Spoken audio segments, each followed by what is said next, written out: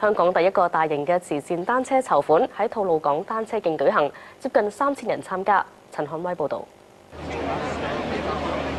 個個善長排好隊分批起步，唔係鬥快，氣氛一定要夠嗨。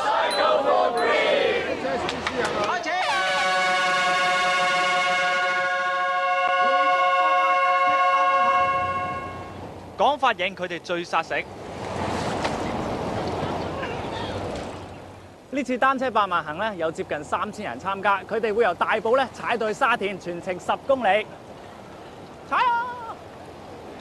體壇人士都嚟響應，天水圍飛馬呢日冇波踢，一於拉大隊嚟支持。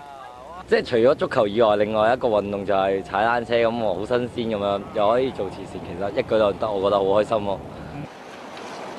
沿住咁靚嘅吐露港踩，又點忍得住唔停低影張相呢？ Yeah. 經過科學園，冇耐就見到城門河，終點在望啦。佢哋平均用咗個幾鐘咧，就踩完全程。攰唔攰啊？踩到而家？唔攰啊！個氣氛點啊？今日？都好開心，同埋風和日麗，好舒服啊！踩得。賽會話希望2至3年之後，呢個活動可以喺青馬大橋舉行，吸引多啲人參加。有線電視記者陳漢威報導。